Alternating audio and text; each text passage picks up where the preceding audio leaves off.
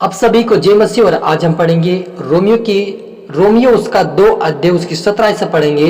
यदि तू यहूदी कहलाता और व्यवस्था पर भरोसा रखता है और परमेश्वर के विषय में घमंड करता है और उसकी इच्छा जानता और व्यवस्था की शिक्षा पाकर उत्तम उत्तम बातें को प्रिय जानता है और अपने पर भरोसा रखता है कि मैं अंधों का अगवा और अंधकार में पड़े हुए की ज्योति और बुद्धिहीनों का सिखाने वाला और बालकों का उपदेशक हूँ और ज्ञान और सत्य का नमूना और व्यवस्था मुझे मिली है। अतः क्या तू जो दूसरों को सिखाता है अपने आप को नहीं सिखाता? हालेलुया। हम छोटी सी दुआ करें।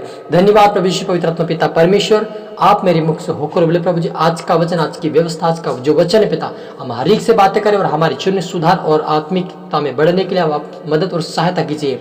हमें आत्मा प्रार्थना बढ़ा और हरि को तेरे वचन के अनुसार सीखा समझा पिता, और आप मेरे मुख से होकर प्रभु जी सबको तेरे हाथ में सौंपता हूँ अपना तरफ से प्रभु जी। प्रार्थना सुना आशीष किया ब्लेस की धन्यवाद। प्रार्थना भाई यीशु के नाम से मांगता आमीन।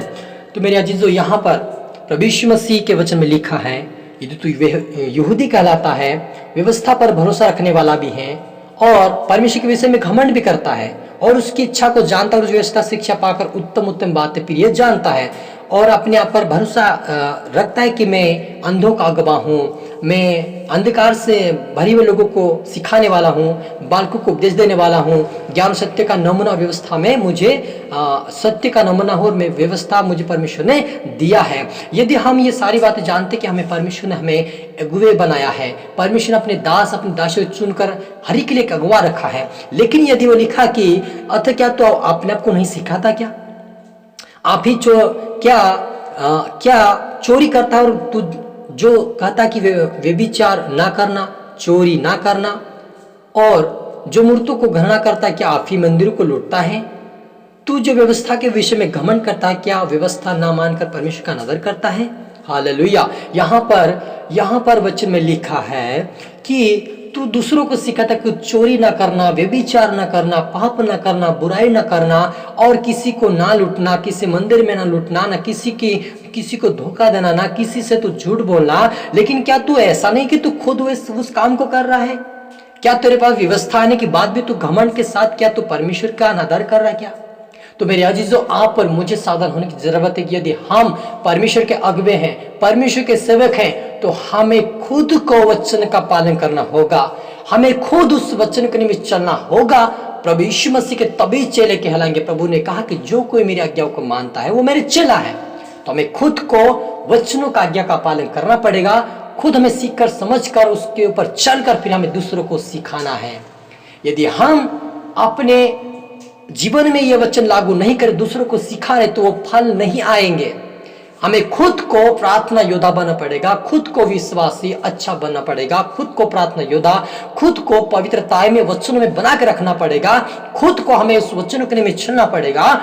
तब हम दूसरों को सिखाएंगे और उसी के अनुसार दूसरे लोग भी चलेंगे। यदि हमारा जीवन नहीं सुधरा हुआ, हमारा स्वभाव सुधरा हुआ नहीं है, हमारे चरित्र सुधरा हुआ नहीं, तो हमको देखकर कौन सुधर पाएगा? सबसे पहला नमूना कलीसियाओं के लिए, लोगों के लिए, विश्वासियों के लिए हम लोग हैं, हम सेवक लोग हैं। तो हम दूसरों के लिए आशीष के कारण कैसे बन सकते कि हम खुद को सुधारें? तभी तो हमारे जीवन में फल आएगा कि हमारे चरित्र, हमारे स्वभाव, हमारे जीवन को देखकर दूसरे लोग सुधरने पाए। इसलिए प्रभु ने कहता कि तुम दूसरे के ठोकर के कारण ना बनो। यदि कोई ठोकर खिलाए तो उसके गले में चक्की का पाट बांधकर समुद्र में डालने से अच्छा है। प्रभु ने डायरेक्टली बोला है। यदि हम आज्ञाकारी नहीं है, उसके वचन के निमित्त नहीं चलते हैं, उसके वचन सुनकर नहीं चल रहे, अपनी मनमानी कर रहे हैं हम, और जैसा चाहे हम लोगों को सिखा रहे और खुद नहीं चल रहे, तो फिर हमारे गले में परमेश्वर चक्की का पाट डाल के मैं नरक में डाल देगा। तो इससे अच्छा कि मेरे अजीजों, आप और मुझे सीखने की जरूरत है। तभी सीख पाएंगे जब हम प्रार्थना करेंगे कि प्रभु हमें पवित्र आत्मा दे, कि हमें सिखाए प्रभु कि हमारी जो शारीरिक अभिलाषा से हम बाहर आ जाए, हमें निकाल प्रभु, हमें हाथ पकड़ कर निकालिए, तब परमेश्वर हमें मदद करेगा। जब जैसे एक बच्चा अपने पिता से कहता कि पापा मुझे इस चीज की जरूरत है, वो पढ़ाई करता मुझे तो पापा को आके बोलता कि मुझे पुस्तक की जरूरत है। जब उसको भूख लगती बोले कि पापा मुझे खाने की जरूरत है। तो वैसे हमें परमेश्वर को पुकारना है जब हमारे जीवन में कुछ गलतियां होती, प्रभु ये गलती आज से मैं ना करूं, मेरी मदद कर, आज से मैं पाप ना करूं, मेरी मदद कर। तो क्या करेगा? प्रभु यीशु मसीह हमारे लिए आत्मा को भेजेगा और वो आत्मा हमें सिखाएगा और उसके अनुसार हम चलने पाएंगे, और तभी हम दूसरों के लिए आशीष के कारण होंगे और तभी हम आत्मा को जीत पाएंगे। हालेलुया।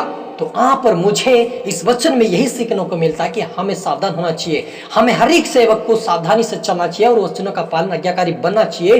तभी हमारे द्वारा लोग आशीष पाएंगे और तभी हम आत्मा को बचा पाएंगे और प्रभु यीशु मसीह की इच्छाओं को पूरी कर पाएंगे। हालेलुया।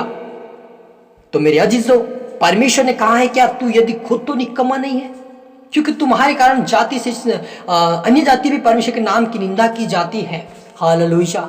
मेरे अजीजों, जब हम विश्वास में आते हैं, जब नए नए होते हैं, तो हम परमेश्वर की शिक्षा के अनुसार जीवन व्यतीत करते हैं। कुछ दिनों को बीतने के बाद हमारी मनमानी करते हैं, जैसा हमको मन में लगा वैसा कार्य करना चालू कर देते हैं, तो इससे परमेश्वर की निंदा होती है। मेरे अजीजों, यदि हम परमेश्वर के योग्य चाल नहीं चल रहे, उसकी इच्छा को पूरी नहीं कर रहे, तो परमेश्वर कहता है कि तुम्हारे कारण मेरी निंदा न होने पाए। और यदि कोई हमारे कारण कोई निंदा करा, परमेश्वर के लोगों का या परमेश्वर की निंदा करा, तो परमेश्वर जो व्यक्ति दोषी ठहरा दूसरों को, उसी को जो दोष लगा रहा है उसी व्यक्ति को दोषी ठहराएगा जो शिक्षा गलत दे रहा है।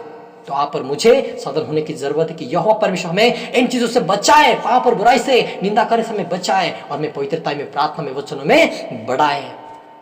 हालेलुया। आइए प्रार्थना करें। धन्यवाद पिता परमेश्वर, जितने देखने वाले सुनने वाले पिता, आज इस वचन के द्वारा ये व्यवस्था परमेश्वर तेरी वचनों का निमित्त आज्ञाकारी बनने वाले बन जाए, तेरी सूच्छा को पूरी करने वाले बन जाए, आज से तेरी मार्ग पे चले, तेरे स्वर्ग राज्य के लिए बने। हरि को तेरे आत्मा और सामर्थ्य भर दे मेरे पिता। ये पिता हो सकते दूसरों को सिखाते होंगे, हो सके इनके जीवन में वो वचन लागू नहीं होगा, लेकिन आज मैं प्रार्थना आज के बाद इनके जीवन में तेरा वचन पिता फल आने पाए और दूसरों के लिए आशीष के कारण बने। यीशु मसीह नाम पिता, पिता जीव और प्लस के लिए आत्मा और बुद्धि और ज्ञान से भर दे पिता, सामर्थ्य से भर दे, वचनों से भर दे पिता परमेश्वर, ताकि आज से सच्चाई पर चले, वचनों का पालन करे, पाप से दूर रहे, बुराई से दूर रहे, सच्चाई का सामना करे, तेरे वचन के लिए तेरे स्वर्गीय राज्य के लिए बने। यीशु मसीह नाम मेरे पिता परमेश्वर, सबको तेरा आत्मा सुन मेरे पिता, आत्मा सुन आशीष किया, ब्लेस किया, धन्यवाद। प्रार्थना दुआ यीशु तेरे मीठे मधुर नाम से मांगते हैं, आमीन।